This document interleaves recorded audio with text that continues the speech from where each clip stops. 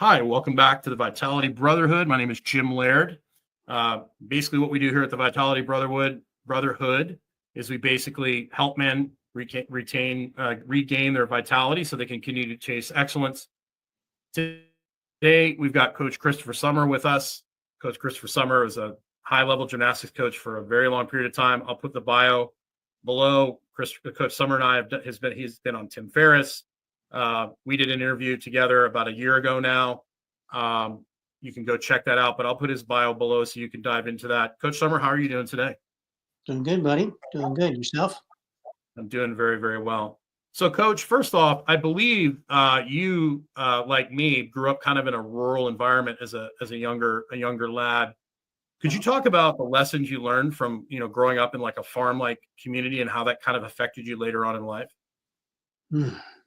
Just kind of, I think, learned to do without realizing I was doing without.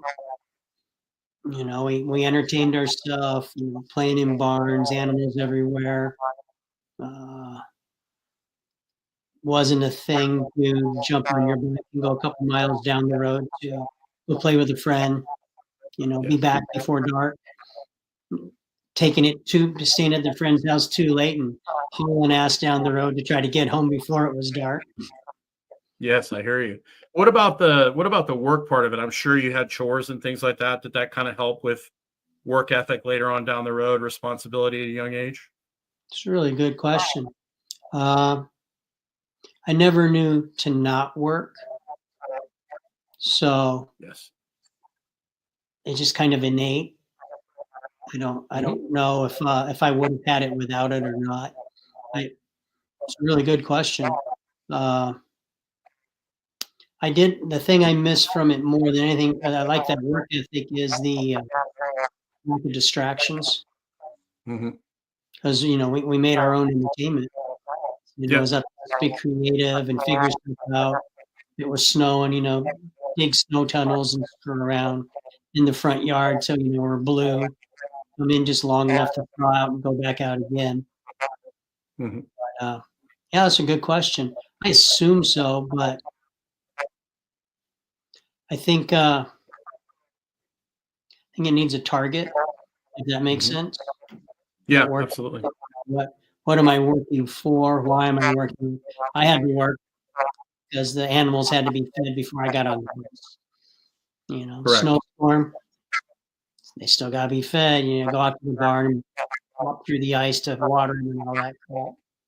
But no, good question. I've tried to do with my daughters in that, even though they're in an urban environment, that same kind of work ethic. So we did it with different ways. These are expectations of grades. They're not negotiable. And then more important than that is they grew up seeing me work. So they're kind of just used to it. This is what's expected. Leading by example is so important. And then I think a big thing you touched on was imagination. Kids today, they've got the screen, to do all the thinking for them and the imagining for them. And I think that's a big part of why we're having so many issues today, particularly with kids. So did you play multiple sports? Talk a little bit about your athletic development. When did you really start getting into gymnastics, and how did that happen? For me, gymnastics was, it's funny. It's weird. It was, they always talk about love at first sight. That was me. 72 Olympics, I was 9. So I was born in 63. And no time delay then, no tape delay on the Olympics. So televised from Japan, 72, no, Germany. So it was the Japanese gymnasts. Europe, of course, is way ahead of us.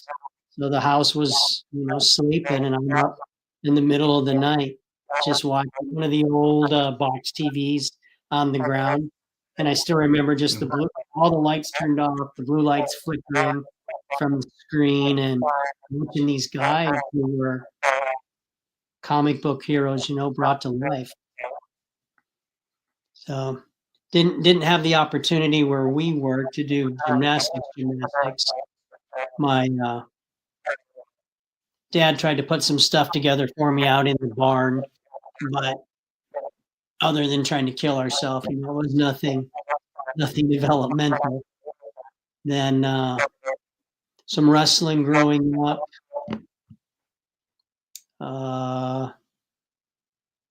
And then was cruising through my high school towards the end of my freshman year. I didn't even know we had a gymnastics team. And I stopped. I must have been right at the beginning of their workout. And I stopped and I'm just like, holy shit, what is this? You know, this is awesome. So I had a buddy with me and we sat down and I watched it was a 3 or 4 hour workout. And afterwards talked to the coach, you know, this is awesome. I'd like to do this. And I'm this scrawny, super small kid, and he's less than impressed, right? He's less than impressed.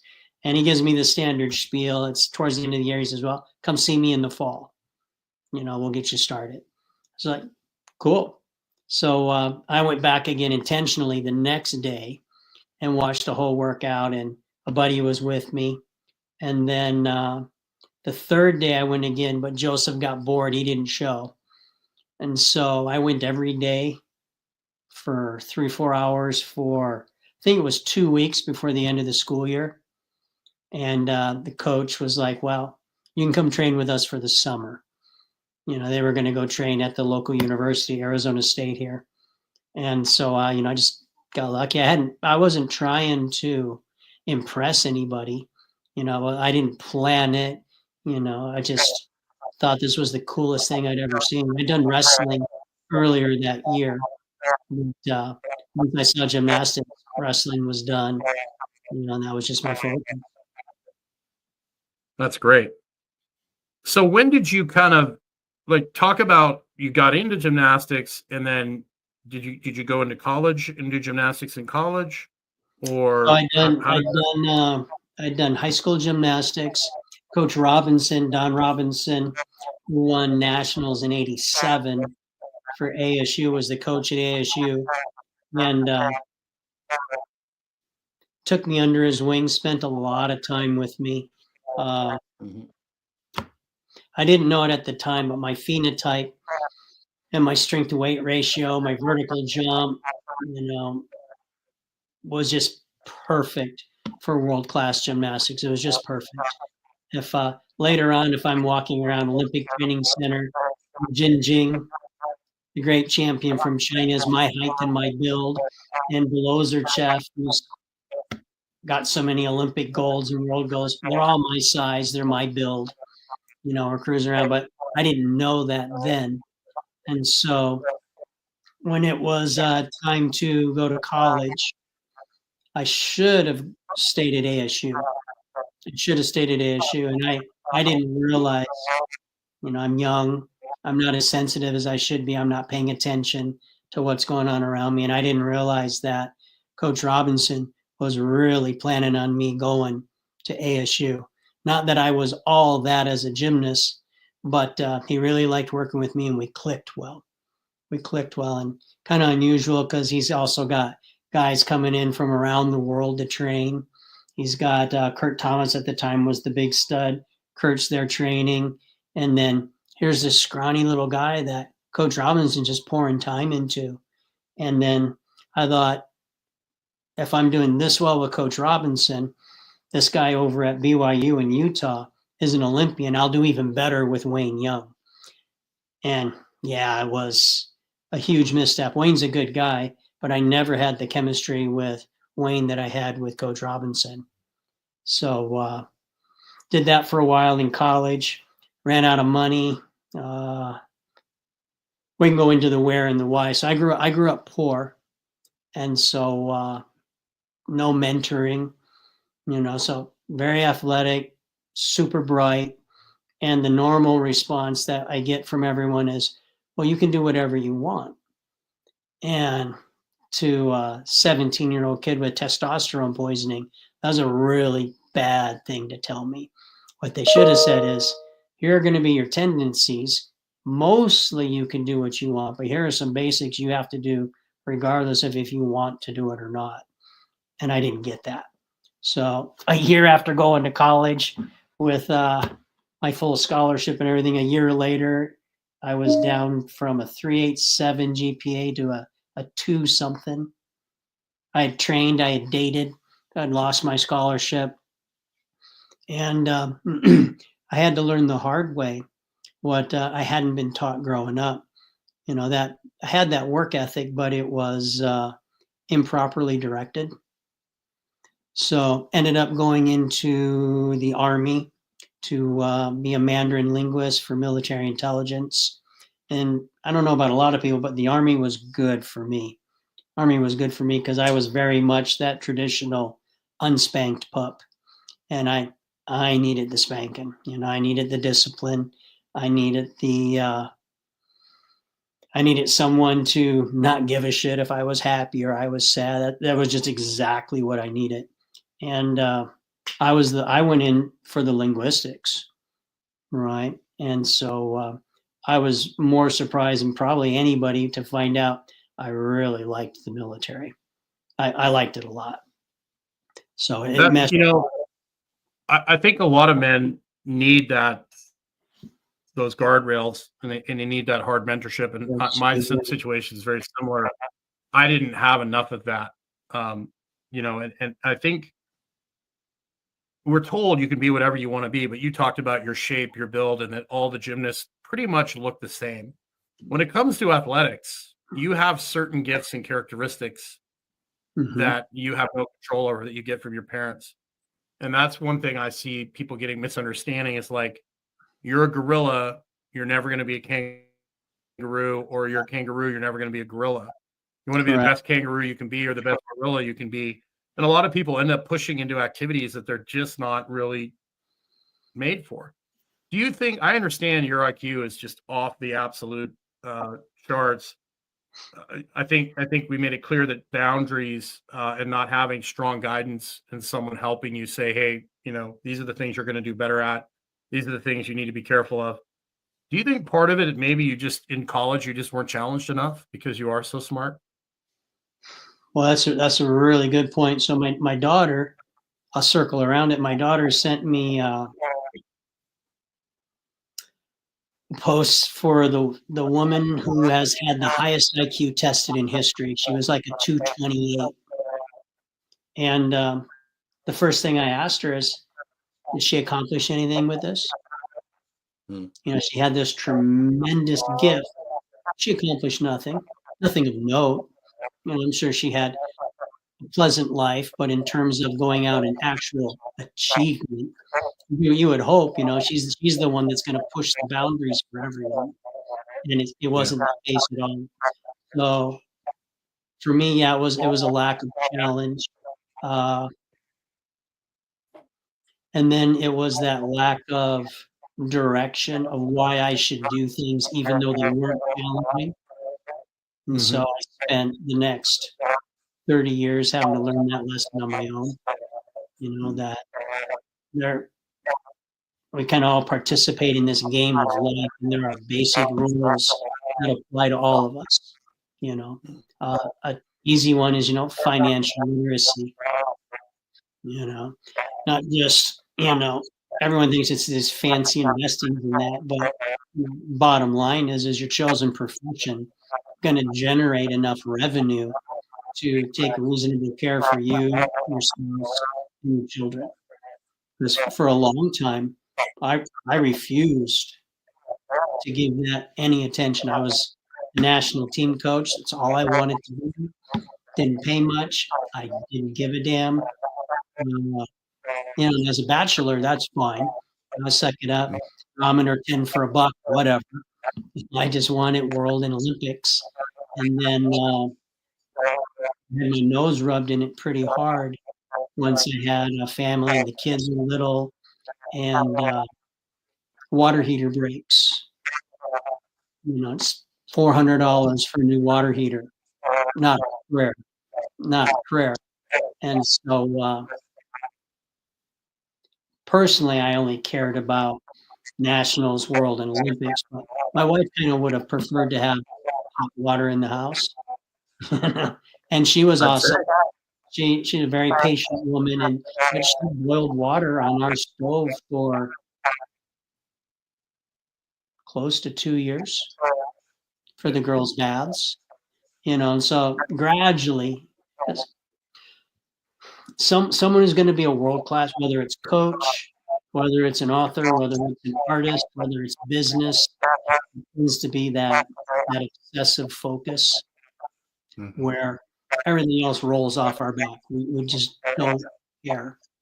And even with that attitude, eventually, managed to penetrate into my rock hard head that I have other responsibilities other than worlds and Olympics, and I'm failing. That was the painful one. That as well as I was doing with coaching, as a professional, I was doing okay. And as a husband and a father, I was a failure. I wasn't providing adequately, and that was a bitter pill. That was a bitter pill, but my personality is such that once the lesson managed to get pounded through, I need to make some changes here, and so started looking at med school, some things like that, and then by accident, I had met Pavel Saxeling at a seminar, and Pavel, we meshed well. Pavel lives down the road now. I don't get to see him as often as I like. He's a good guy, but he asked me to write a chapter for a book. I didn't want to do it. I was busy. I've got nationals, I've got national team stuff, and he kept asking. So I said, okay, so I wrote it. Walked out in the gym with a little tiny Canon camera, shot some videos of my athletes, some pictures, excuse me. Shot it off to Pavel, and he decided to post it as a separate article. Asked for a bio, asked for a photo, and just kind of that right place, right time. And the day after he had posted that, I had 300 emails asking about this article and what could I, and I the article was just on baby stuff. Well, baby stuff for a national team coach, right? It was all about, how would I get started? Well, at the time, that was as low level as I could go with flange and front lever stuff. Now I can go way deeper. But at the time, I was like, well, this is like putting shoes on. Here we go. And it just kind of took off. Was that Dragon Door? Was that Dragon Door that was published in? Back in the day. And then I just started answering questions. So Pavel was really great. I called Pavel and said, well, one, I was fussing at him, tongue in cheek fussing. I was like, dude, 300 emails. What am I supposed to do with this? And I didn't know anything about business. I didn't know how to monetize it, or why would I want to monetize it? Everything was still kind of, if it's not World and Olympics, I just don't care. I just don't care. And then Pavel told me, everyone was doing their fake made up names. I don't know what to call it, their usernames. Pavel, Anonymous. Anonymous. He said, never do that. Always use your real name. And he said, don't screw around. Don't screw around. So, I never, everything I wrote was serious. I was trying to be professional. I ended up doing like 600 articles, and so I just built a nice reputation. But just kind of grew from there, and learning the business as it went. And then I was fortunate that one of my mentors was a multi-generational successful family, and lots of land, warehouses. We were in San Francisco one time. He says, this is my aunt's building. And I look up out of the window, and we're parked at a light, and it's this mammoth skyscraper. And I'm just like, oh shit. Okay, well, and this is the one who taught me business. And he was very bright. Rob's very bright. He didn't go into the bells and whistles of business. He said, he tried to put it into a way that I could relate to. And he had said, you had to start from scratch again. Could you build a new national team athlete? 100%. He said, how long would it take you? I said, take me 3 to 5 years. So he said, you understand the process? I said, yeah, it's pretty straightforward. It's not easy, but it's pretty straightforward. I know what to do. He said, run your business the same way. Run your business the same way, like you were building a national team athlete, with that same eye to detail, that same openness to mastering new skills I'd never thought about before. And that was just gold. He just gave me gold. And everything kind of grew out of that. But let's back up a little bit. So okay. You're in the military, okay? You've got, I believe you started your family when you're in the military. Is that correct? First wife was in the military, and then I got divorced in my mid-20s, and then married again around 37, 38, right in there. When did you get back into gymnastics, and how did you get back into gymnastics coaching, and what did that look like? So I'm working at National Security Agency, which is at Fort Meade in between DC and Baltimore, and happened to be an area with some good gymnastics. And so I just wanted to get some training. And, my hours were, the military were pretty steady, basically worked kind of a swing shift from 6 in the morning till 2 in the afternoon, China specialist. And then what I should have done was train and then got my ass and did my degree at Georgetown, something like that. But young, dumb, not enough focus, wasted too much time and started training again. And then one thing leads to another, and I end up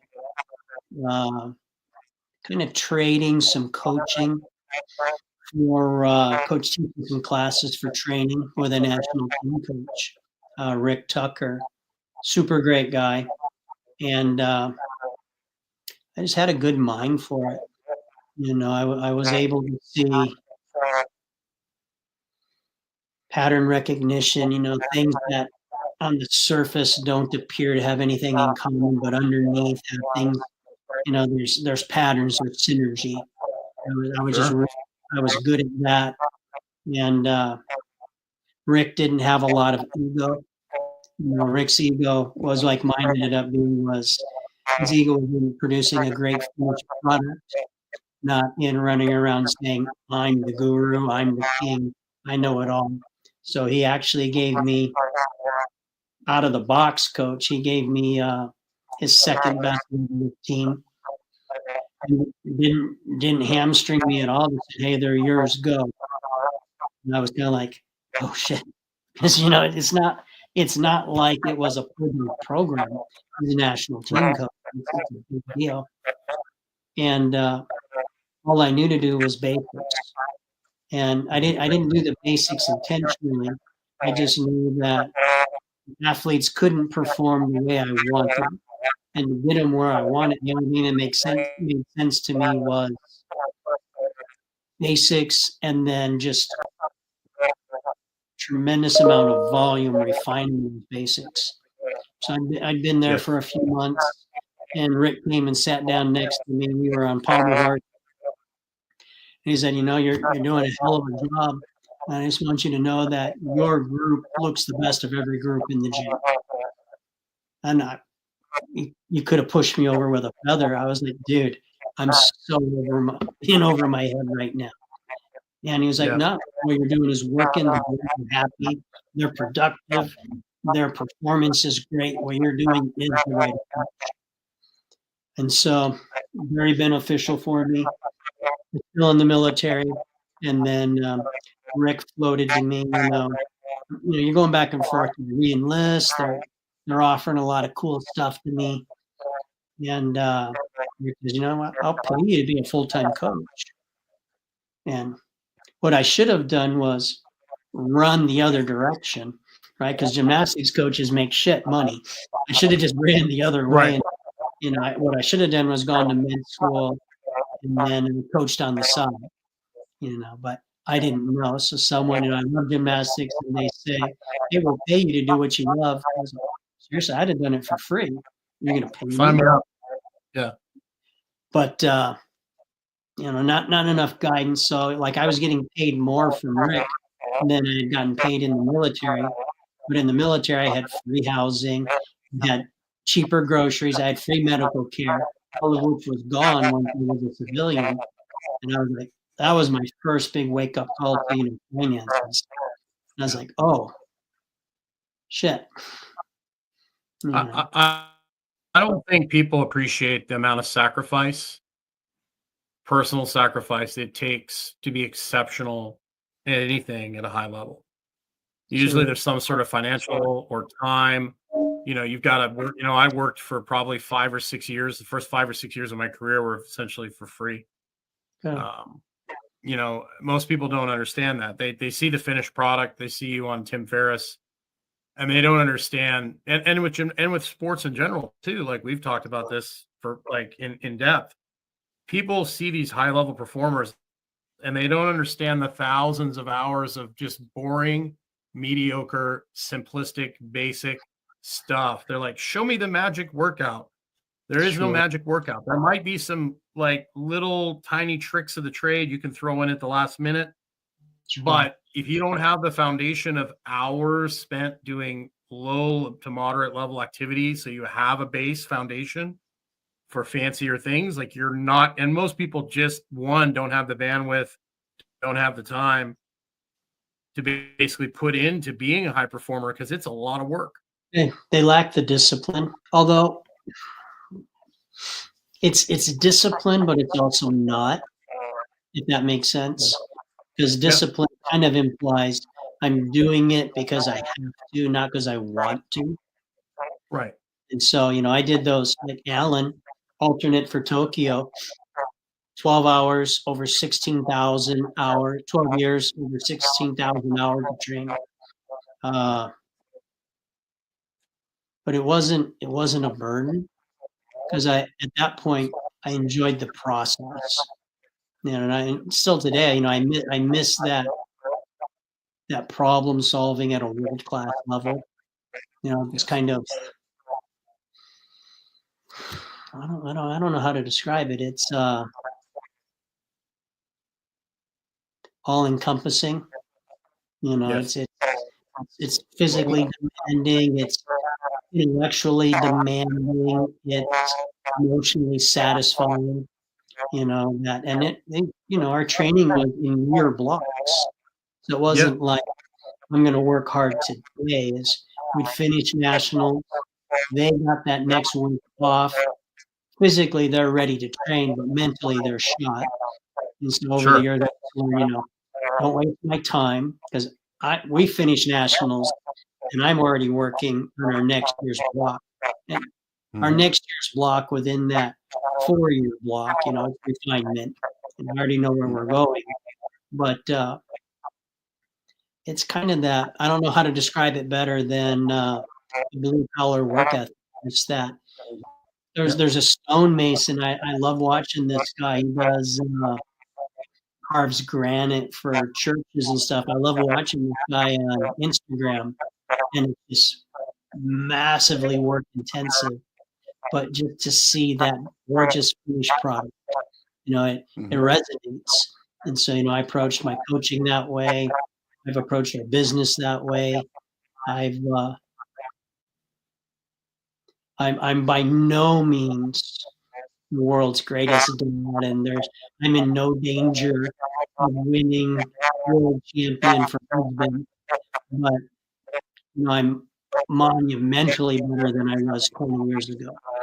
So will I ever be great at it? I'm hopeful, but within my capacity for doing the best I can, it's been a huge improvement, and it's just kind of that one foot and step in front of the other. What are the basics? Take care of business and take the wins as they come. So you start doing stuff for Pavel. You're obviously getting some momentum. You're getting some attention on the internet. Talk about the transition. Obviously, I think CrossFit just dumped massive gasoline on that, probably, Did I imagine. You got involved in that. CrossFit Talk was about your good yeah, and bad.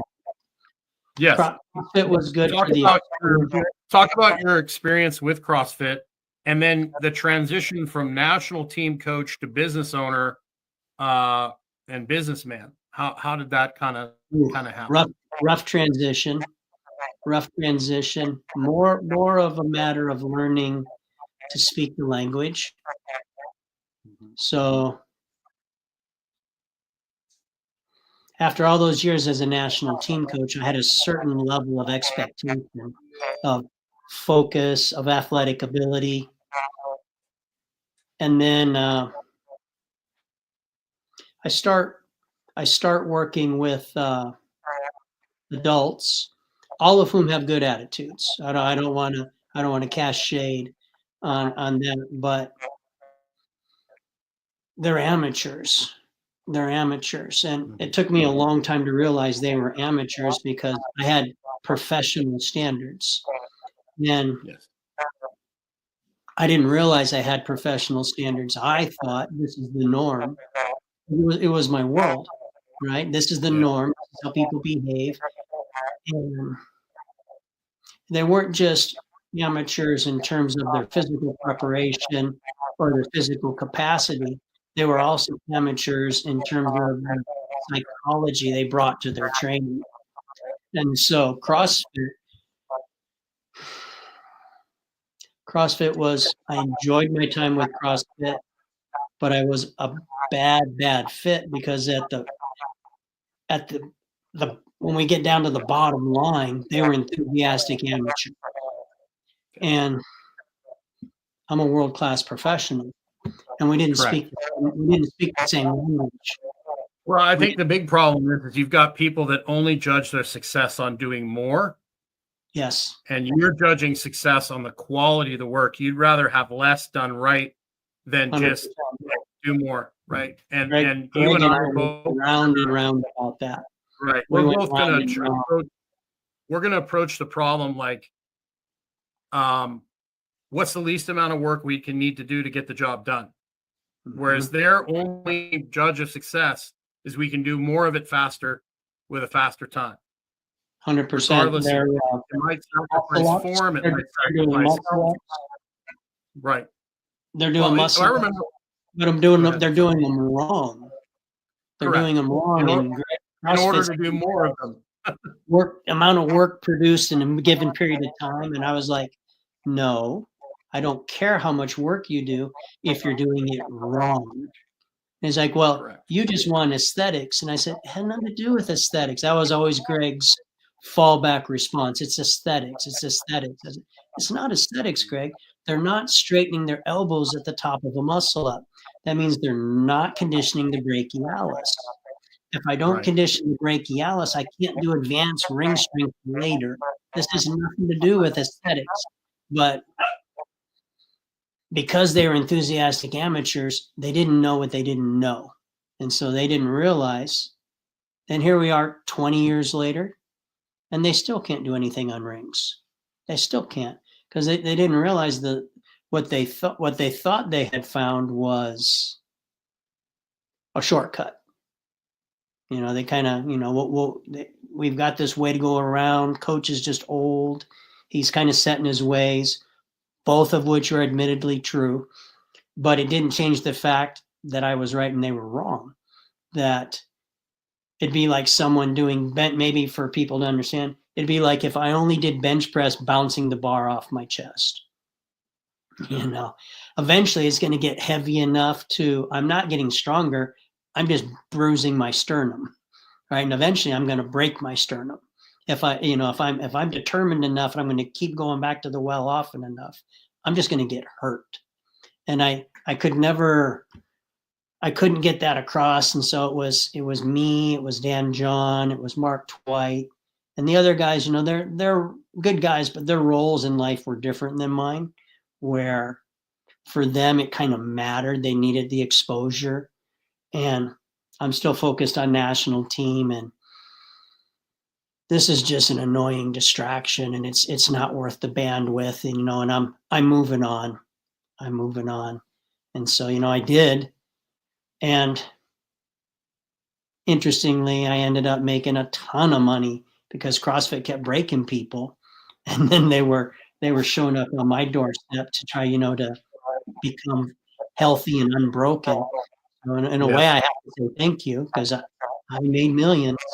I made millions off it, but I probably shouldn't throw dollar amounts out. But Right. it was to my mind, as a national team coach, I had a really hard time getting over the fact that all this damage, the slap tears, the popped Achilles, it was unnecessary. It was unnecessary. If there's Correct. slow your roll a little bit, I'm a national team coach for a reason. It wasn't just me. They had some good studs there. Just slow it down a little bit, and you can still get 80% of the fun stuff. Right. If we just are a little more pragmatic and careful. As a national team coach, the athletes I produce are my reputation. But what I learned the hard way is people who aren't a national team coach, they don't look at the people they're working with as this asset to be valued and nurtured. They're looking at them as a disposable asset. If you get broken, they're kind of looking at them like a Russian coach would look at an athlete, or a Chinese coach. If they break, it's fine. There's more. Correct. But Alan, I put 16,000 hours into training Alan. I'm not just going to cavalierly destroy him. I mean, I pulled him off national team when he had a ring grip snap at training camp and hurt his back. And then that led to some shoulder stuff. And when it's time to make an Olympic team later, no one cares if you were a national champion if you were 12. They care how good you get trials, Olympic trials. And so I'm the only national team coach I know. I pulled him out that year. Of course, it was a great year to be on national team. We have a low budget. Everyone gets sent everywhere. They're doing training camps in England and all this crap. I'm like, why couldn't he got hurt last year or next year? Why this year? But at the end of the day, it was CrossFit had that opposite, not just CrossFit. I should be sure, but amateurs have that exact opposite of, I'm going to go as hard as I want, as often as I can, and if it blows up, I'm just going to ignore it. No pain, no gain. And that's just completely 180 degrees opposite of how I coach training. So it was good we parted ways. There's a lot of people that are caught up in this, like, let's just wear people out and get them tired. That's really easy to do. But 100%. Developing a person over a long period of time, like Mel Siff has that great coach or great quote, any idiot can wear somebody like the toughest Marine, the highest level special forces guy. You can kill them, in many multiple ways. You can crush people. I crushed Navy SEALs. It didn't take me but a couple of minutes. Anyone can be crushed. Sure. Correct. But developing somebody over a long period of time with minimal injury and minimal setback, that takes skill that most people don't have the patience for, nor the time. So I always rejected. So kind of I just rejected out hand, and I still stand by it. There was, for a long time, people felt that in order to achieve world-class performance, I have to sacrifice health. And I completely disagree. If you're sacrificing your health for world-class performance, you're doing it wrong. You're doing it wrong. I would have to disagree with you slightly on there. It depends on the sport. I agree, gymnastics. Well, I would say Tour de France, sumo wrestling, heavyweight powerlifting, bodybuilding at the drug level. Those things those sports are strongman. You are destroying your life, your health to do it. And a sport like gymnastics with that. But in I mean, a gymnastics, sport like gymnastics, I awesome. agree. Mhm. Yeah. And those other ones, but I'm a throwback too. I'm a throwback. I think there should be so like a lot of the library and that around spend a lot of time with the classics. And to my mind, one of the reasons of studying the classics is to kind of try to embrace those standards of being a classical man, which means being physical, being athletic, having a good professional skill set, being educated, being financially capable, taking good care of your family. I don't think it's a choice of which one of those will I focus on. It's a matter of you're a man, you're responsible for all of them.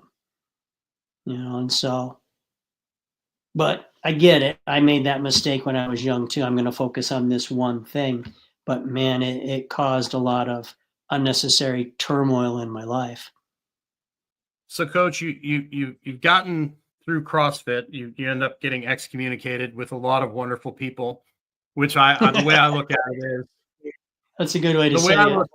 I mean, the way the people that they kicked out, Rob, Dan, John, like you really, it's almost an honor to be excommunicated from CrossFit with the number of people they kicked out of that organization. It's really unfortunate because I think they had the potential to have something really cool. And I worked at a CrossFit for a little while. They invited me to come in and help them.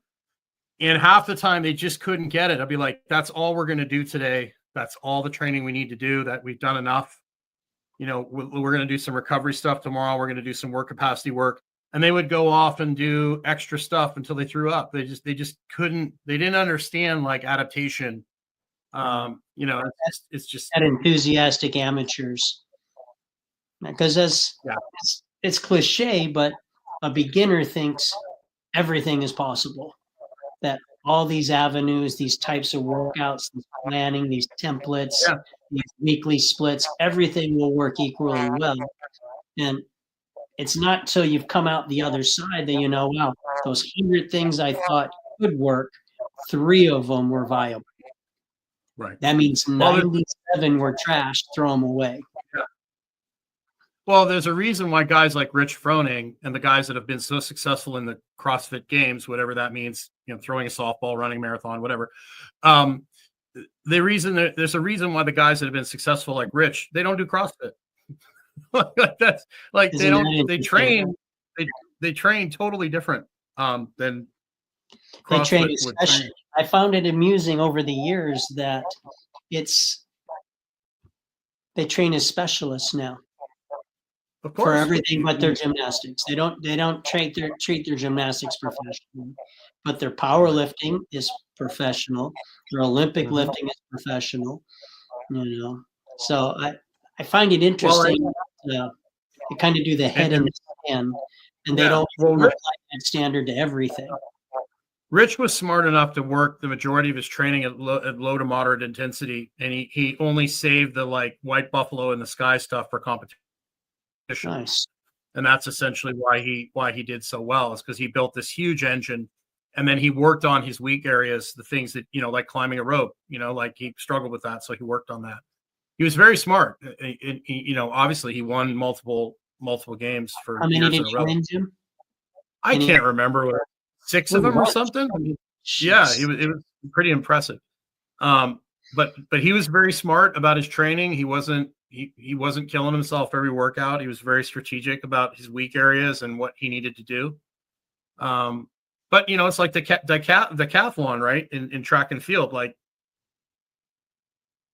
you're not going to be great at all the events. Like the more events there are, the more average you're going to be at them. Like that's why there are specialists like Usain Bolt. People that run the 100 meters, they run the 200, and that's about it. Maybe they run the 400, but beyond that, you got to be, you're 800 and above, you're going to be a totally different body type, et cetera, et cetera. Who's the young woman who dominated at the 400 last Olympics? I can't remember her name. Sydney something, right? Right. Yes. Mhm. It's amazing to see dominate like that at the 400, but just like you said, that niche, whether she Mhm. was running straight or she was doing hurdles, that was her event. So 100%. I think that Yeah. applies to I mean, what like, mhm. have you noticed it's people who are just getting started, or it's Mhm. people who've already been massively successive who say the falsehood, you should follow your passion. You should follow your passion, if you're chasing success. And I'm like, no, I think you should do what you're good at. Mhm. Do what your talents allow you to do well. Like you were saying, if I've got long legs, the chances of me being great at squat are low. Well, you and I could love basketball, but we're never going to be able to play at a high level.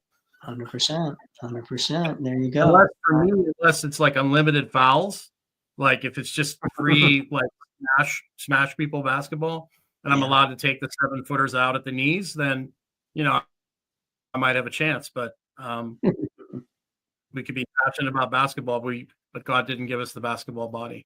did not. So let's talk about your transition into gymnastics bodies, kind of how that developed, how that started. I mean, it's become highly successful, obviously. Still cranking, still doing well. It was the challenge with gymnastic bodies was how to produce results in people that I'm not working with personally. Yes. How to anticipate questions and problems that haven't arisen yet and already have a solution there for them. So, if I'm working with a VIP or with a pro athlete, a lot of times, they'll ask, which one of the GB courses should I be doing? So, you shouldn't be doing any of them. Like, well, I don't understand. I said, GB is you got to understand that GB is what it is. It'll never replace working with me hands on. It's like after all those, I mean, Alan's 16,000 hours. I don't even know over all those years how many tens of thousands of hours hands almost have a life of their own. So I'm working Sure. with an athlete, and I'm going to make this adjustment. Could I have told them the adjustment I was going to make ahead of time? Probably not. But once I'm there after all those gazillion hours, I'm going to see a rib, I'm going to see a shoulder, I'm going to see a knee, and I'm going to adjust on the fly. We're not doing this, we're going to do that. And Right. it's not possible to. Now GB has come as close as I think it can be with the system that's been built. It's extremely flexible, right? And just the last iteration, I spent $1 million on that upgrade for this flexibility. It generates custom workouts. Here's your reps. Here's your sets.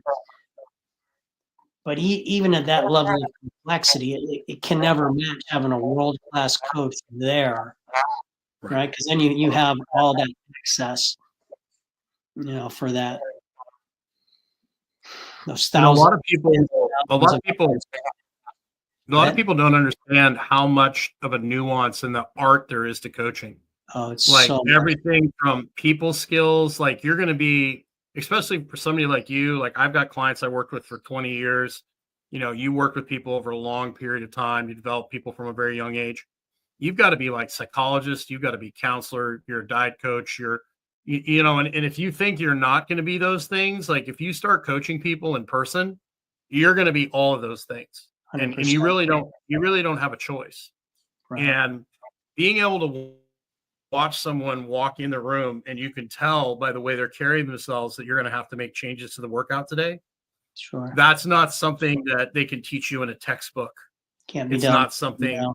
you can talk about it, but a lot of it is, and I think I anyways myself, obviously I don't have an IQ at your level, but because you are cognitive, very cognitive, at least you seem to me, be very almost philosophical, stoic.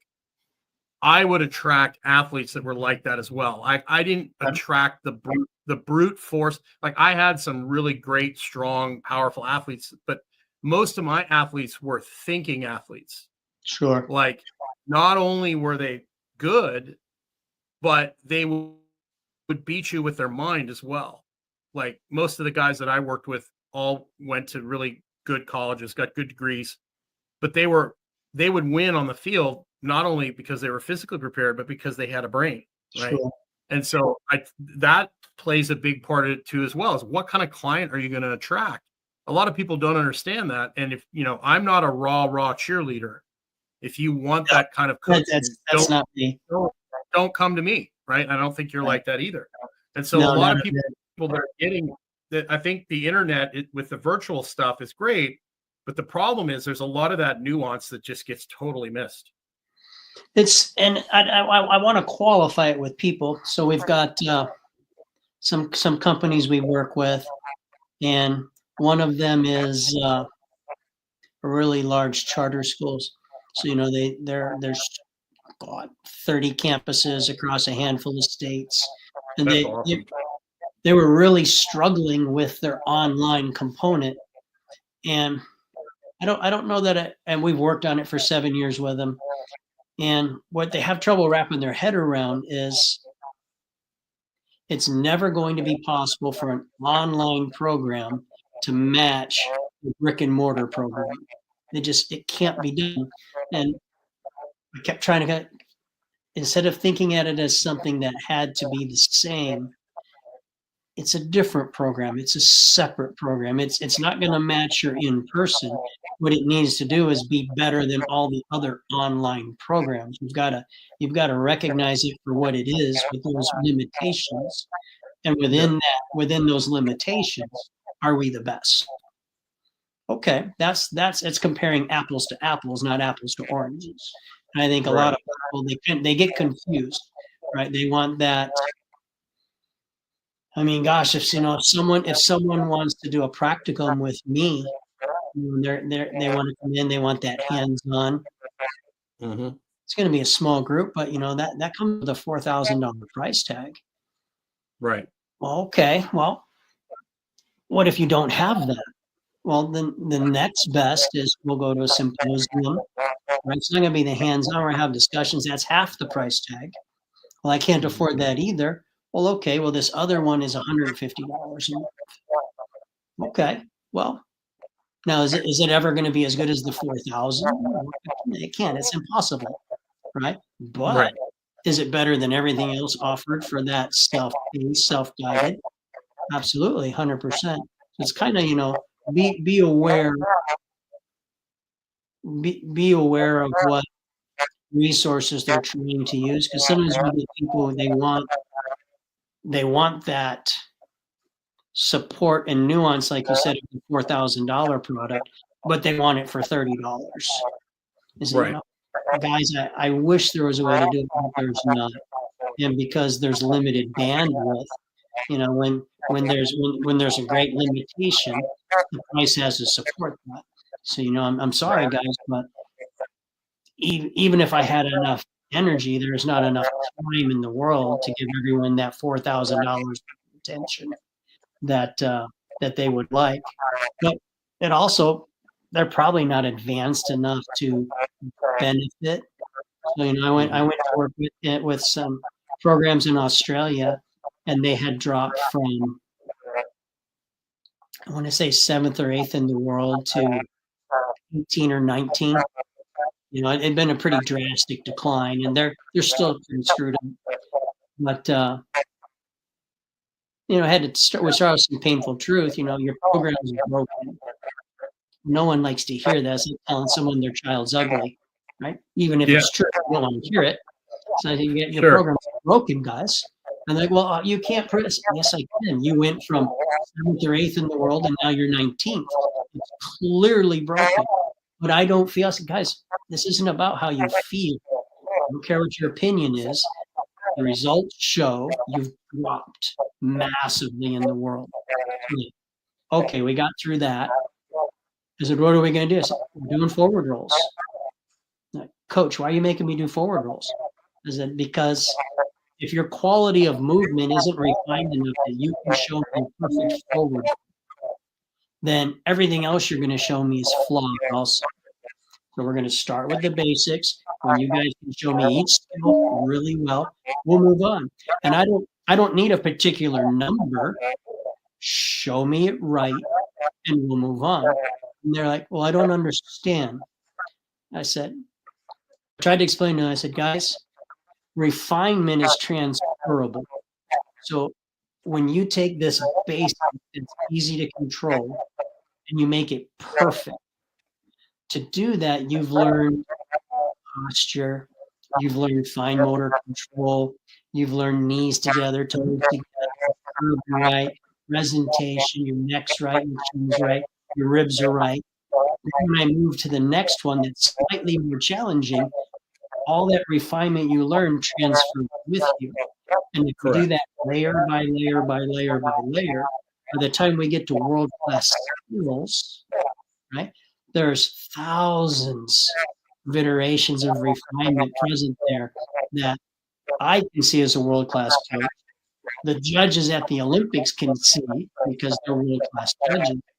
Now, your enthusiastic amateur, he's not going to see it. He's not going to see it. He's not going to recognize it. But an example, Jin Jing was fourth at the Atlanta Olympics in '96. I hadn't met him yet, and I'm looking in a gymnastics magazine at some guy who's on University of California Berkeley's team, and he's doing an iron cross on the rings. It's just a cross, and it's a static photo. And my wife had no idea why I was excited. But one, I looked at this, and I just saw thousands and thousands of hours of preparation went into this athlete with the musculature in his lower back, with his posture through the thoracic, with shoulder girdle. To me, there's thousands and thousands of hours. I'm just like, who the F is this? Right? Because I'm national team coach. What is this? What in the hell just happened? Right? Because I got to compete against this. This is amazing. And Jin Jing, when he left the Chinese national team, came over and took a scholarship, and he's just doing to him bullshit gymnastics. He doesn't give a crap. He's not too hard, but it's so amazing that he's crushing everyone. But he'd been fourth in the world. He'd been third, except he took a big step on both. But I hadn't met him at the time. And then later, we're like, oh, but it's, and I don't know if this is helpful to people or not, but I on things that are important, not everything, right? But on things that are important, I use that same approach. What are the basics? What is my profession? What is my skill? Am I the best in the world at it? And it's a clear, am I the best in the world at it? Yes, no. Not the best, it's no. If I'm almost the best, it's no. And just be starkly honest with ourselves. All right, I'm not the best. Why aren't I the best? What am I lacking? Okay, who am I going to choose to model myself after? And then how minute, how granular can I go, breaking it down into basics? Right? What is fundamental to my chosen skill set? Have I mastered it? Not am I competent and I get by. Have I mastered it inside and out? Can I put it together the right way? Can I put it together backwards? Can I look at it inside out? How many different iterations can I do with this? Components and different ways of approaching it that I've really mastered from every possible direction. Okay, cool. Next. And I'd submit to guys that I think the worst thing about the internet, even though we're on the internet, is it's given people the illusion that they're right, and there aren't. Yeah. There aren't. There are. You can give the illusion of competency, and you can maybe learn a couple of flash tricks and show off a few things, but it's not going to be sustainable. It's not going to be transferable to other people that you're trying to work with because you don't have a deep understanding of it. And there's only one way to get that deep understanding. And it's not just because I'm on the other side of the process, right? Things take time, right? And it's not that, oh, I just have time to spare. And I get young people are like, oh, I don't have time to take that much time. I've got to be successful today. Then you're never going to be successful. Yeah. You know, what are you talking about, coach? I'll work twice as hard. This has nothing to do with how hard. It's duration, refinement, it's process. It's, are you truly the best at what we had some friends who have a big real estate company here, and they had seen some podcasts and they were excited, you know, to just chat some business. Like, you know, coach, you might have some lunch.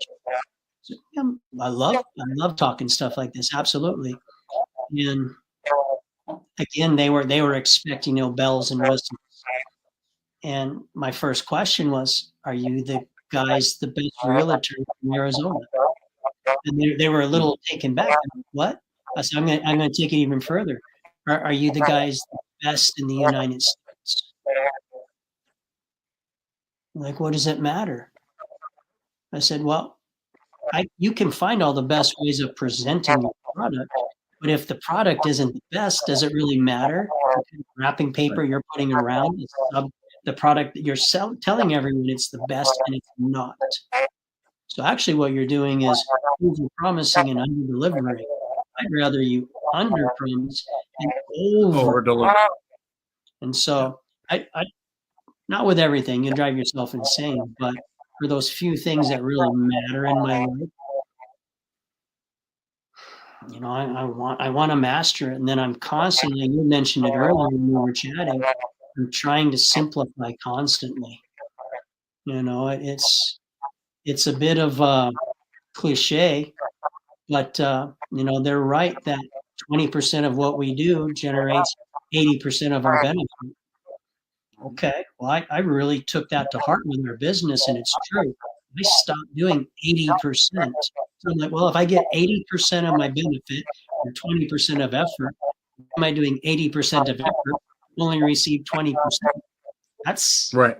Kind of foolish. I'm way overpaying for that 20%, so I'm just not going to do it anymore. And you know, like Bill Walton once asked, I actually got to coach Luke at when I was at Arizona, which is a lot of fun, and Gilbert Arenas as well. They're both really interesting people. But Bill Walton asked Michael Jordan, like, what do you do to train for all these fancy moves that you do? And he says, I'm obsessively compulsive about the basics. And, you know, if I have a track athlete that can't do the basic A-B skips and all the real basic, do a skip and make it look effortless and efficient. Or, you know, if I'm working with a basketball player and I'm talking to his position coach or whatever, and he can't dribble with both hands, there's no need to do any fancy crossover stuff, or, you know, there's no need for any fancy high speed work with somebody who can't skip, you know. And I can't tell you the number of people that I have helped athlete wise, even regular clients that just couldn't do the foundational things. And just by going back and backing up and adding in that low level of foundation, you raise the pyramid higher. And most people are just too stubborn. Say, hey, let's take a step back. You know, let's work on the fundamental things. And then you know, the wider the base, the taller the pyramid can go. And most people would rather just, you know, ignore those basic fundamental things and start trying fancy things instead. And it's unfortunate. I was listening to an Eastern European basketball coach, and you know, they've had a lot of guys coming in the NBA. Yeah. Why are your guys better? And he said, it's our philosophy is completely diametrically opposed to you. He said in the United States, there'll be 1 day of practice and 5 or 6 days of playing games. and said, we have 5 or 6 days of just basics and fundamentals, and we might play a game a week. Yep. Yeah, and they're also looking at long-term development, and they don't have an unlimited pool of athletes to choose from. So they only have so many, like in Canada, they only have so many 7-footers, right? So there's more people I'm not in one of California. them. Yeah, there's more people in the state of California than there is in all of Canada. So they can't break those people. Whereas here in the United States, if a kid breaks, there's another one waiting to replace him. Right? Well, So, the advantage of that smaller, like in the UK or Romania, or Czechoslovakia, is even though technically they're countries, geographically they're the size of one of our states. So imagine you had national resources to apply on a population restricted to the size of the state. And you had professionals there, national team coaches, just to oversee. Wow, you could really get a lot out of that. And I know in the Eastern Bloc system, a lot of the best coaches were at the bottom. They would put a lot of their best coaches at the lower level. That's what I did. Because that's where the best coaching is needed. Not that the high level guys don't need great coaching, but the fundamentals are so super important. And if you don't have that base foundation, I would, in a perfect world, depending on the size of my teams, train all the levels. But if I couldn't do that, then I made sure at least I trained my raw beginners. And then, because, once you start getting elite athletes, they're big time demands. There's not as much flexibility, but I always made sure I kept those little ones on my plate because they're the ones. It's crucial to get them started right. Not just technically, but psychologically, emotionally. This is how you behave as an athlete, right? This is how you focus. This is how you work. The little ones, I never let them condition on their own, ever. We'd always do it as a group with me counting the reps. If it was pull-ups and I needed to help some, I would count, but we all did them on parallel bars all at the same time. Always making a big deal of who's doing their hardest, who's giving me their best, who's the stud, and then, adjusting if someone needs just do the chin hold in that, and not belittling them or anything. The way you motivate them is make a big deal of the guy who's giving the best effort. So now I have something to shoot for, right? Always praise effort, not the result. A lot of people. I can't. With young kids, that is so important. And that is critical to building a great program, that the guy at the top shows interest in the beginner. That builds loyalty, that builds culture and community. That is so important. And guess what? Those younger ones, once they buy into that community, they're going to almost help become little coaches for you. 100%. Once they understand the philosophy. Big. And so I couldn't spot everyone. So I would partner them up. But I wanted to still maintain that quality. So being bright, but also being an evil son of a gun, the solution I came up with was, if I look across the gym and you guys are on a station and I see an athlete doing something unacceptable in terms of performance, right? I'm not going to hassle that athlete. The partner who was counting that rep, I'm going to double his assignment on that station. And I was relentless about it. So my guys, they ended up being so much more brutal on each other than I could have ever been. And I would put Alan, who made Tokyo later, I put Alan with Matthew, who was a third of the athlete of Alan, but he had a great eye. He had a great eye. He was not taking anything that wasn't perfect. And then, then all the other guys, you use that peer pressure to your advantage, where they just saw Matt get nailed because he let something go, and he got doubled on that event. Now the other guys, you say it in a way that everyone around hears, right? Now they're all like, oh crap. And so very effective, but yeah, I don't ever let anybody train on their own.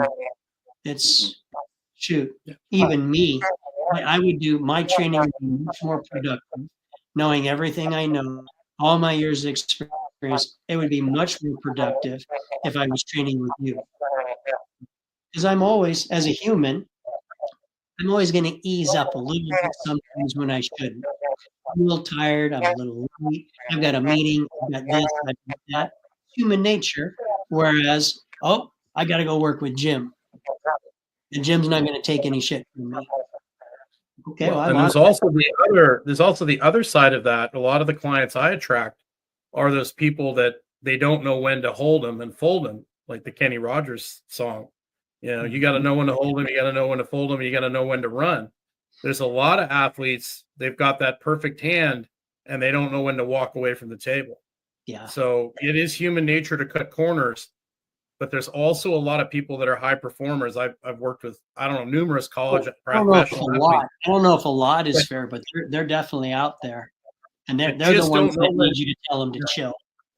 Correct. There's a big percentage of people I attracted were people that just didn't know when to stop, you know. Nice. And they would constantly get themselves hurt.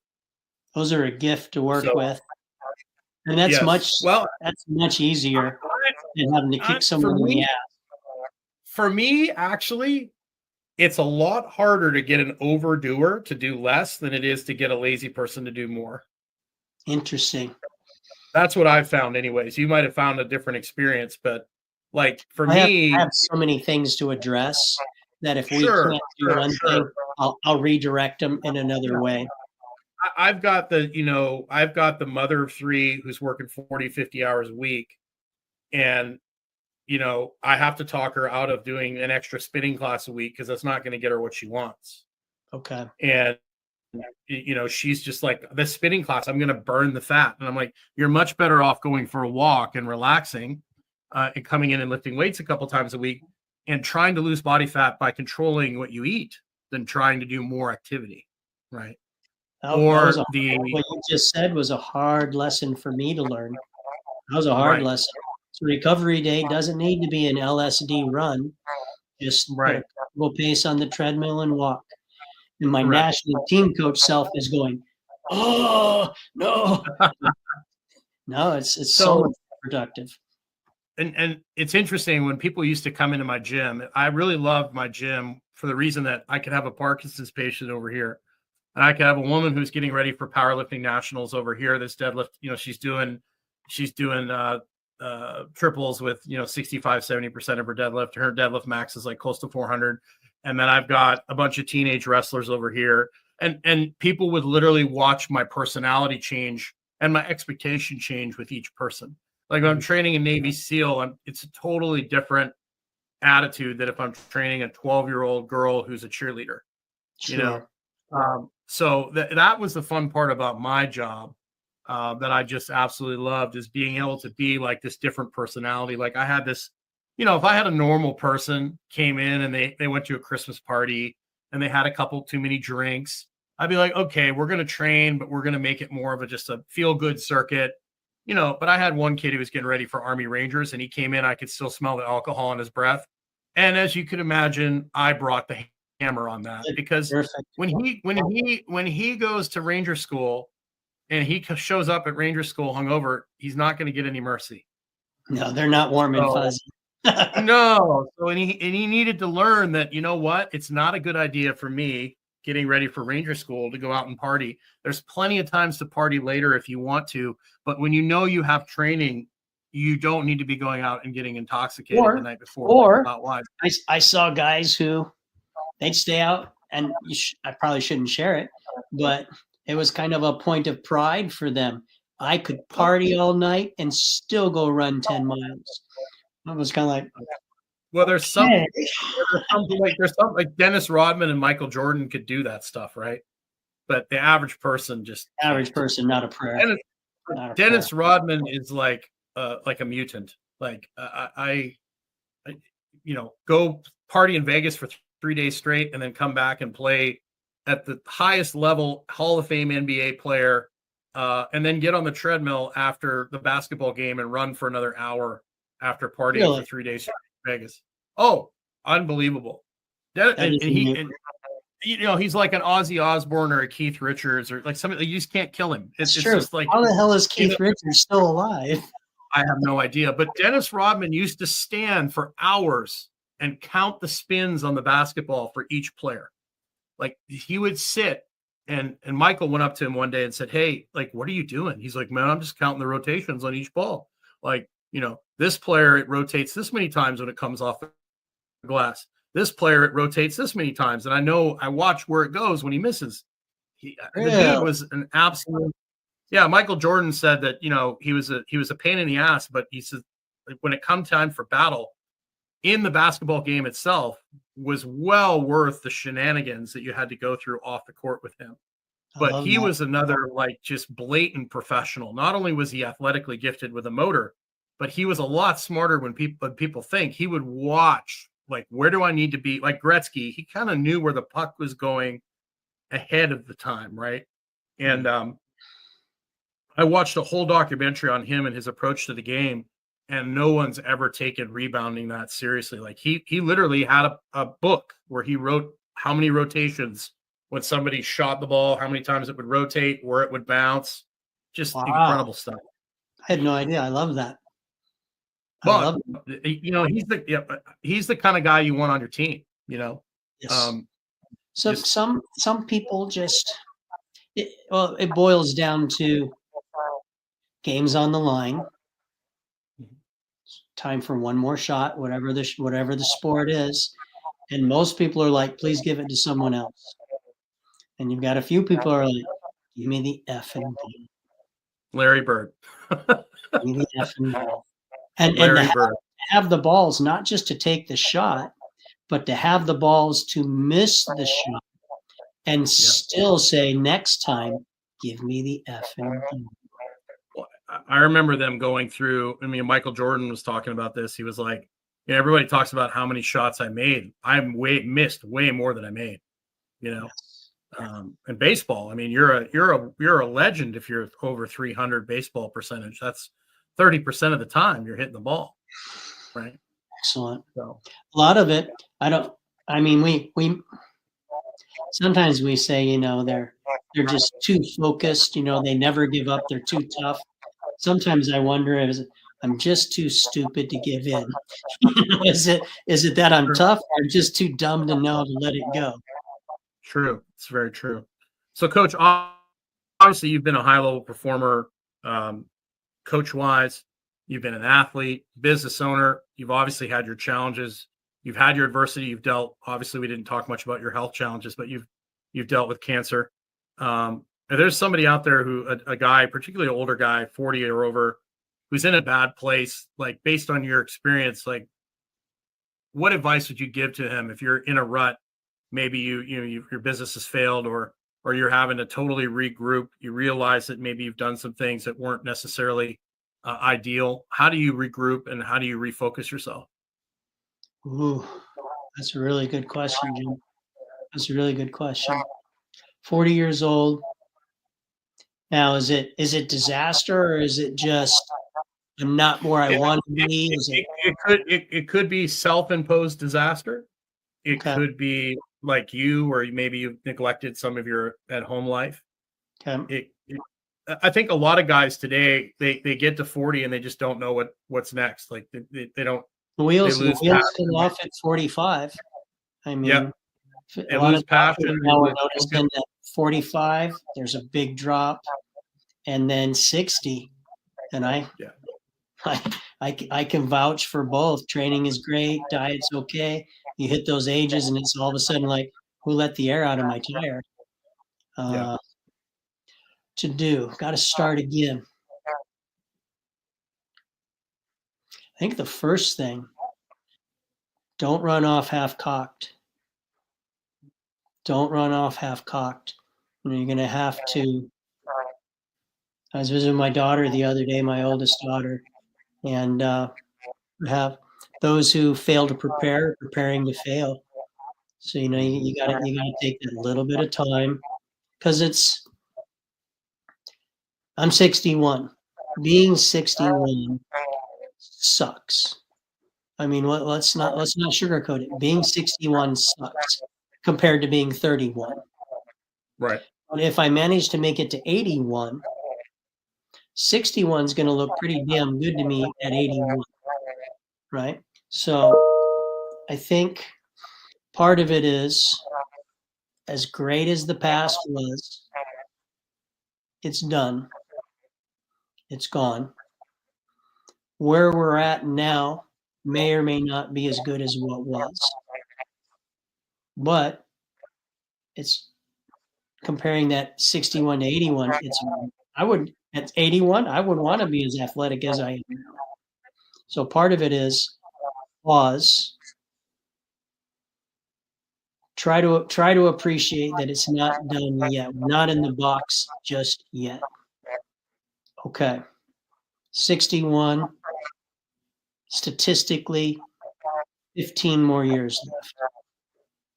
Maybe lucky, and there's 30 more years, but statistically, we're looking at 76. So if you're my age, you could piss and moan. We're all going to do that to an extent, right?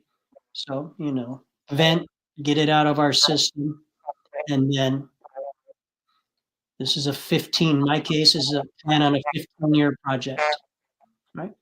What am I going to do with this 15? Now, it doesn't have to mean more of what I've done, right? Because there are seasons in life. You get to my age and you start thinking about, well, God, I wish I would have known back then what I know now. It's never going to happen. It isn't the case. So knowing what we know now, if your life was great and just some things have come up, maybe just getting back on track. But what if everything was just completely screwed up? Well, it might have to be a complete reinvention. All right. Well, if it's going to be that extreme, it needs to be a thoughtful reinvention, right? You don't want. So if I just go outside my front door and start walking, and I don't know where I'm going, the odds of me getting where I want it to go are non-existent. Doesn't matter how hard I work. Doesn't matter how fast I'm running. It doesn't matter. I don't have a map, right? I'm not going to get where I want to go. So pause before jumping in with both feet. Pause. Pick a destination, right? And don't be shy in spending time on that, right? And are there things you can do in the interim? 100%. I think Jim's doing a really good job. The low hanging fruit. Are you getting outside? Jim told me some stuff today. So my cortisol levels are high. Post cancer, supposed to be dead. Running a big business. Daughters now who are starting their professional lives. It goes on and on. I'm no different than everyone else. But low carbs, Jim had mentioned today, and I'm going to implement this. Low carbs increase my cortisol. That throws everything else. I'm like, oh, shit, I thought carbs were bad for me. Now I'm going to start doing my dive, Sunshine brings cortisol down. That more carbs and the healthy have to reach. I don't know yet, but I'm going to dive into it because cortisol for someone who's a hard charger, that's our number one problem, right? That's your sleep, that's your diet, that's everything. So we can get cortisol under control, some sunshine, get our healthy eating while we're figuring out how we're going to apply ourselves. Right? So it's always, again, basics first. Basics first, where most people, their knee-jerk reaction is, I'm going to run out and I'm going to reinvent myself, take off running. All they're going to do is increase cortisol and stress because they've not done anything to make a new direction. Right? So slow our roll, myself included, slow our roll. I do have at my age now, I have a pretty good sense of timing. So I'm naturally a strong work ethic, but there'll be times where for no understandable reason, I understand this could be a two-edged sword for someone. If someone isn't me and is naturally lazy, this is probably the best thing in the world for me to hear. For me, if there's a project there and it seems like it's time to pull the trigger and I'm reluctant to pull the trigger, and on the surface it seems like everything's dialed in, why not? Why aren't I doing this? Usually means I've overlooked something. Almost always, in retrospect, once I've seen it through, there was something that wasn't obvious was wrong, but I could feel it in the back of my mind, right? And it just meant it'll look to everyone else like procrastination, and I guess in a way it is, but sometimes I'll sit on a project that I should have pulled the trigger on a year ago. It just didn't feel right. And they're like, why? I don't know. It's just something's, and then later on, there'll be that one final piece that clicks, or I meet someone that goes, hey, duh, and that'll have been the final piece I was looking for, and everything kind of crystallizes. Oh, and this year has been like that. So really bad terminal cancer in 2019. And then there's a difference between being healthy and just being disease-free, right? So that was a hard lesson. And there were things to do in the business, but it never quite felt right. Never quite felt right. And so I just kind of sat on some stuff. And now this last 3 months, some things had clicked. And now it's kind of been like the work over the other years that we do is never wasted. Right? It's never wasted. It's just you'll know when it's the right time. When everything is lined up, you won't have to wonder. You'll know. And so kind of, I guess, to reduce it down to a pithy phrase, it's either hell yeah or it's no. Right? If it's kind of, well, I think that's a good idea. To my mind, that's no. I would kind of like to do that. It's a no. I think this will be really good. It's a no.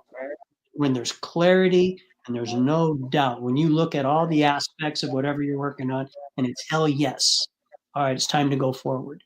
And if it's not hell yes, you're either doing the right thing or the project you're working on is not yet mature. You're just it's subtle enough that we're not sure what's not mature, right? And you'll know. And so it kind of, in my case, has helped me not go kind of running off without a map. Because there's a project I started working on for SEAL Team 6 back in 2017, and it grew into some other stuff. And off the cuff, I should have released it years and years ago, but just wasn't right. Because it has to. If someone's reinventing themselves, either entirely or in one aspect, there still has to be cohesion, right? Unless you're burning everything to the ground, which sometimes is appropriate, right? But if you haven't burnt everything to the ground, then whatever you're working on still has to fit into whatever else we're working on. And so with this other project, it wasn't right. It wasn't the right time. It wasn't the right marketing. I wasn't in the right headspace.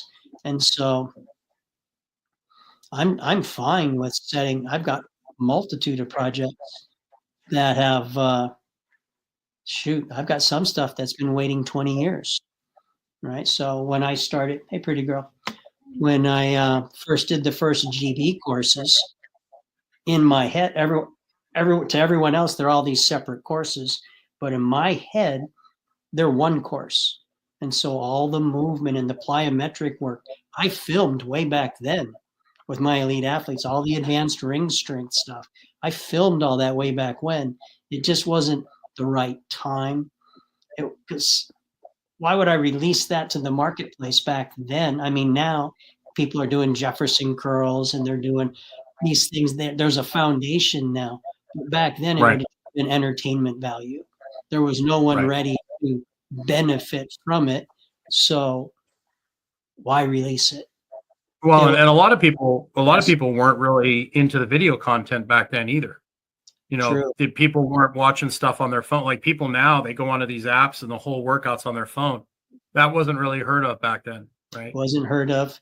I do find it interesting now, and for those maybe who are looking at reinventing, notice the online environment, and let me know if this is too esoteric. We'll pull the plug on it, but notice that it goes through phases. So originally, it was just kind of the internet. It was the Wild West. Okay, interesting. And then it was the platforms were next. The platforms came, and that was your Sure. Facebook, and they were all kind of fighting for dominance. And quality didn't really matter as much. It was more of get out and be seen. And then that shifted over time to the apps, right? And that's kind of was the heyday of Instagram, if you will. And here were the bells and whistles. And now we've kind of come full circle again where quality matters now. Mm-hmm. Depth of knowledge matters. Now it's not who can create, because everyone can create the great video. The tools are all there. Do this, bell and whistle, do that. Where before I had to go hire, if we wanted to do a podcast, I had to hire a sound engineer.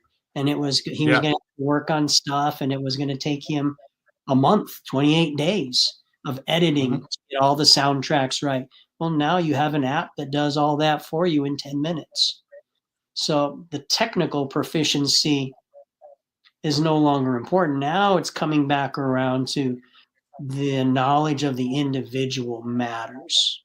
And I think that's a wonderful thing. We've got away, because before it was kind of shallow. You'd get these people, I'm a life coach. Well, why are you a life coach? What have you done? You've built $1 million businesses? No, but I took a course and they told me to tell you these things. So I've not achieved any success, but I'm going to teach you how to be successful. Now, I guess if someone doesn't know better, they're going to look at that and be excited. They don't know to vet their source of knowledge. I'm going to look at that and going, right, you're full of shit. How can you teach me what you don't know? You're full of shit. And so I've been kind of the last 10 years looking at stuff going, there's a lot of chaff. There's a lot of static. There's a lot of buzzing in the audio, if you will. There's no clear tones. And now it's kind of coming around to where expertise matters. Professionalism matters. And I think for someone who's of a mind to chase that, this next minimum of 3 to 5 years, I don't know if it'll ride a 10-year wave, but at least 3 to 5 years, the people who take the time to really get good at what they do, not necessarily the presentation, but the quality, this is going to be their moment. And you're going to see a lot of people who, because in the old days, who could make the most noise? That was effective marketing, right? And I think those days are gone. I think those days are gone. Now it's going to be, as corny as it sounds, right? Who's got a little slice of truth to share? Who's got some nice, insightful impact to share? I think that's where I've been enjoying seeing more content, because I don't want to see the cheerleader. I hate cheerleading, right? Because professionals, now don't get me wrong, I like motivation stuff, but it was a buddy of mine who's a SEAL who said this first. He was like, professionals don't need to be motivated. Amateurs. If you're reliant on external motivation, you are not going to last very long. You are not going to in anything. And I would always have people come to me. I'm like, why are you coming to me? They're like, I'm just not motivated. I need you to yell at me. I need louder music. And I'm like, you need rest. That's what you need. You need to take care of yourself. You need to get more sleep. You need to. I'm going to be a little harsher than that. I'm going to be a little harsher. And if you need that,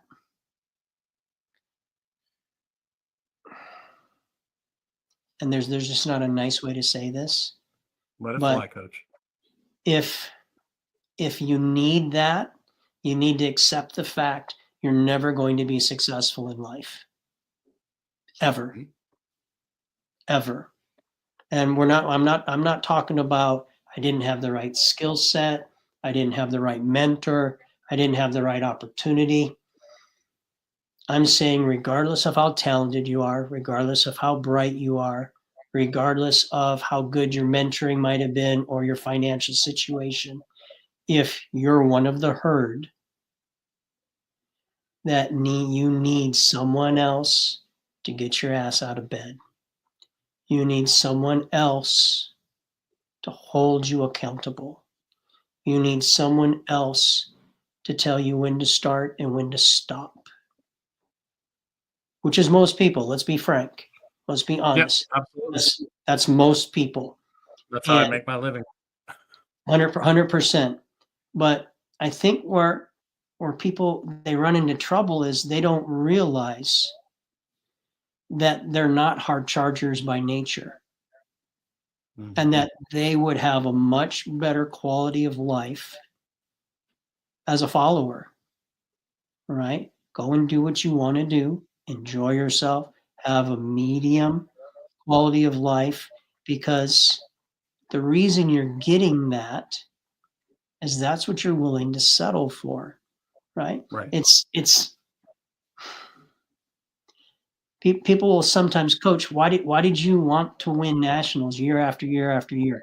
How many times, how many decades in a row do you want to be on national team? So you're just obsessed with winning. And I said, that's not correct.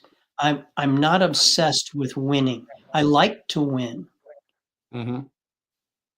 but what I hate is losing. And it's a very different thing. I don't know if people can quite kind of wrap their head around it. It's not that I'm obsessing over being number one and being on the top and yay, yay, yay. I despise losing. I hate more than I can say. It's visceral. I hate not having done my best. Right.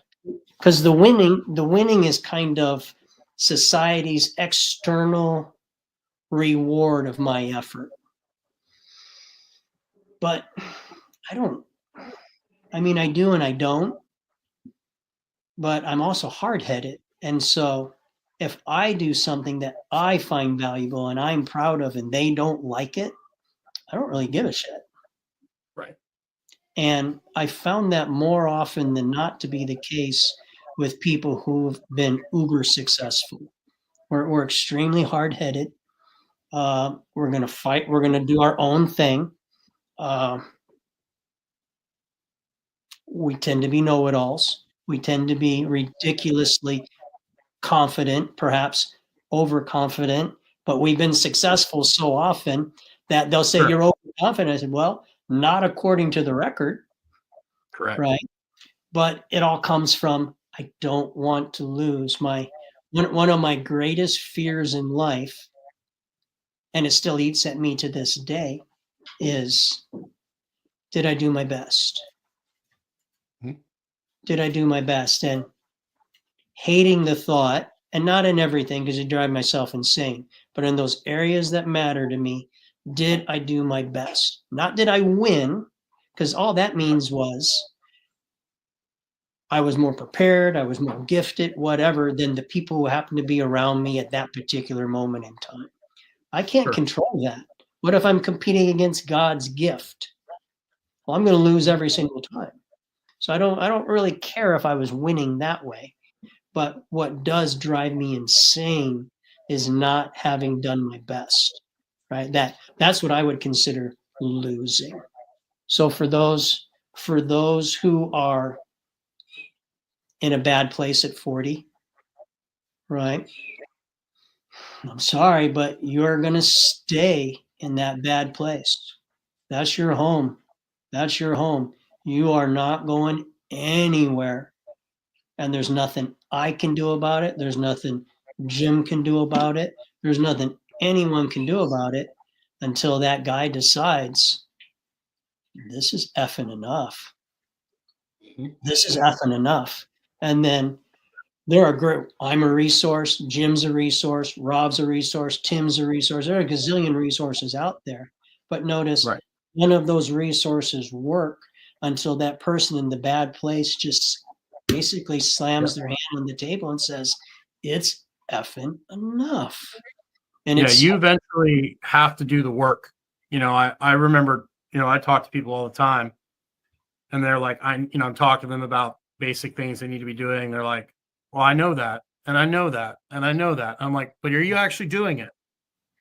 And they're like, no. I'm like, well, just because you know it doesn't mean that doesn't take place for doing it. And the other thing that people have to do is they have to start where they are. If I'm in Tampa Bay and I'm going to go 100%. visit Montana, I can't start in St. Louis. I have to start in Tampa. 100%. You've got to be honest about your current situation. And for most people, that hurts. It does. Right? A That lot. hurts. We get ashamed. We don't want to look foolish. We don't want to look weak. We don't want to look we most people in my experience, most people would rather have the illusion of being successful, of being a stud. They'd rather have that illusion than look foolish by asking a question and let everyone know, I don't know what this is. I'm not shy about looking like an idiot. Not at all. I mean, you would think after all these years, I should have known about carbs and cortisol. You told me that? I was like, heck yes. Wow, what a nugget. I'm excited about that. I'm excited about that. But I could have played it cool. Oh yeah, I've been national team coach I know everything.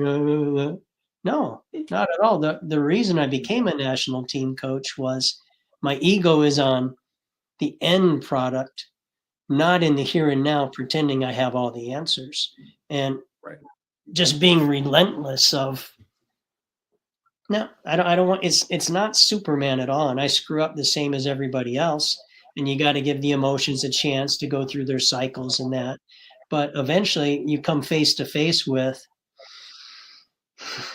damn, I was full of shit about this.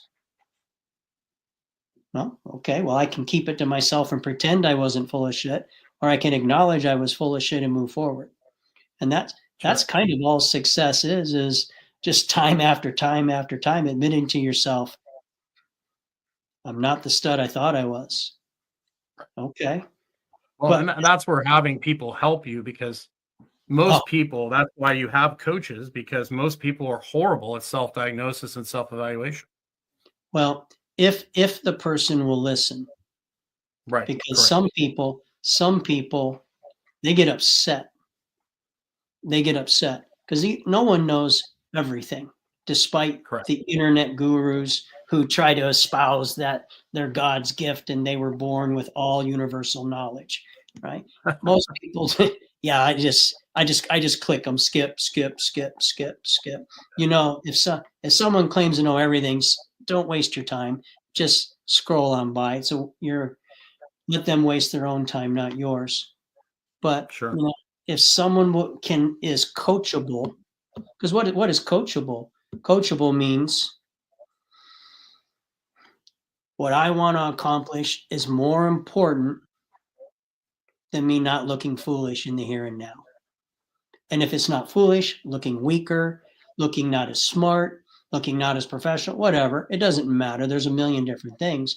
But in the here and now, I'm willing to look less than in order to move forward to what I want in the long run. And there's a surprisingly large percentage of people that they like the idea of success, but they don't want to pay the price for success. And they don't want to do the work. Well, some of them want to do the work. Maybe I'm not doing a good job expressing myself. They're willing to do the work, but only in terms as long as they can protect their persona. They don't ever want to be exposed as being less than they portrayed themselves to be. And Gotcha. I have, and they'll work hard, but they're always going to be, it's like 2 steps forward, 1 step back, 2 steps forward, 1 step back. because they spend so much energy in maintaining this persona instead of, I don't know, they're trying to learn investing. Well, what's the first thing you got to admit? I know jack shit about investing. Right. But they want to pretend, oh, I got this, I got that, or it's working out, or gosh, we were talking. I've never in my life done bench with retracted shoulders. Sure. Right? And this shoulder injury has required that. It's autoimmune for blah blah blah. No need to go in, but fascinating to me that something that I had been dismissive of for all the same reasons that you had mentioned when we were talking earlier. It's lack of scapular mobility. I don't like the lack of thoracic movement, blah, blah, blah, blah, blah. And then when I finally did it, I was like, wow, there's a lot of benefit here. And as you said, if it was all you did in isolation, it would be suboptimal. But and phenotype matters also, right? So Jim and I are as polar extremes of physique as you can. Jim has short arms. My arms are longer than I am tall. Jim has a big barrel chest. I'm all anterior delt. And so if I do a flat back bench, I'm all delts, right? And so my chest gets very little. By retracting and going back, it felt like doing gymnastics on rings is what it felt like. So I can get on rings and I feel chest all the time, but on bench I never did. And so I never did more than body weight and a half on bench. And I'm sure it was just because I had crazy strong shoulders from gymnastics. But now having that new tool, I'm like, oh, now do I put the mobility that will support it? Because I want the retraction, I want the mobilization, I want the adduction, I want all that. But I don't need that retracted scap on the upper back bench to address all those items, right? I'm experienced enough to know I'm going to use this for this. And I'm not expecting it to be a miracle cure. Sure. But you would have thought after all the years I've been doing this that I at one time would have played with retracted. It was wonderful. With my long arms in that was the first time I felt mostly chest doing the work on bench. I didn't know the chest could feel like that. It's an incredible tool for benching more weight. There's no doubt it shortens the distance. It provides more stability. The problem is when people, they carry that over into push-ups, they carry it over into everything else. Everyone, that becomes their only strategy, and then it doesn't end so well. Everyone wants to be, they want life to be simple. When demonstrably, we all know through personal experience that life is anything but, right? There's not going to be one exercise that addresses all of our needs. Correct. So that's where, where they reach out to someone who's an expert and they say, hey, I'm willing to work hard. Just tell me what I need to work hard on. Sure. Well, one program will bury another person, and then one program doesn't get to do anything for another, and that's 100%. Where be merciful in evaluation. Yeah. So there are things where I will just be rigid about. And people like, Coach, you said have an open mind. You are being closed-minded here. I said, it only appears that way to you because I have kicked this around for 40 years. I've torn it apart and put it back together. I've done it every different way, or what you're asking me to do, I've done it with, and it didn't work. And I did it again and it didn't work. And I did it again and it didn't work. So you know what? I don't need to do it anymore. I know this is not going to work for me. So sometimes they'll be, oh, well, you're just being stubborn. I said, well, if you want to look at, 40, 50 years of experimentation as being stubborn and coming to an answer, I guess so. And I love the word that you use, the word experimentation, because that's pretty much what everyone is. Everybody's their own little science experiment. And the more you work with people, you basically learn what things have a higher probability of being successful and what things are not. But everybody's their own little science experiment. And that's why I love what I do, because it's never the same for anyone. It's 100%. the same principles, but there's so much nuance in it, and that's why I love it, because it's never boring. And as a customer, be vicious. Be vicious in your evaluations. If you've given it sufficient amount of time and it's just not working, let it go, change it, adjust it. Sure. And of course, more often than not, what the mistake people made is the flip side of that. It's working wonderfully. I was just about to say that. Yep, working wonderfully. So let's screw with it. I had a guy who contacted me. He's like, I've been doing this program for 12 weeks, and I've gained a ton of stress, my strength, my body composition is changing. What do I need to do now to do, da, da, da, da, da. And I was like, nothing, just keep doing what you're doing. So it's only been 12 weeks, man. Like, ride it, keep going, Ride it. Don't get off the wave. I've had training cycles with athletes that went for a year without a single adjustment. And I've had training cycles that didn't even make it one bleeping day. And I was really pissed, but it is what it is. If it's not working, it's not working. Cut it loose. And if it is working, don't touch it.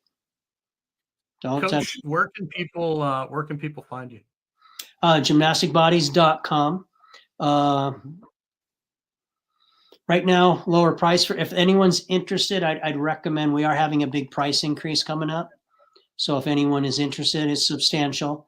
So if you're interested, we will grandfather. All current members have their rates grandfathered in. So, and there's a free week trial, so they can try stuff for free. Depending on how badass they think they are, they can, our system allows them to use our library to create their own workouts if they think they're a big stud. In my experience, most aren't, but it's there if they think they are. And sometimes that's the best way to find out you're not a stud, right? Is you tried it, it didn't work like you want it, and you kind of go, oh, well, shit. All right, well, I better go to the guided program. Yep. We have guided programs, and then there are some people too who are they just want some variety, some good solid variety in their training. They're happy with their current strength levels, and so we have a whiteboard generator on there and just generate workout. They can decide parameters, what they want it to focus on, but it'll just generate workouts for them. But it's a pretty sensitive system. They're at gymnasticbodies.com. Great. I'll put a link to that in the comments below. Coach, thank you so much for joining us. I really always enjoy chatting with you as always. And then we'll have to get Rob on here. We'll have to do a roundtable. I'm looking forward to that. Okay. Have yourself a great day, Coach. Thanks. You too, Jim.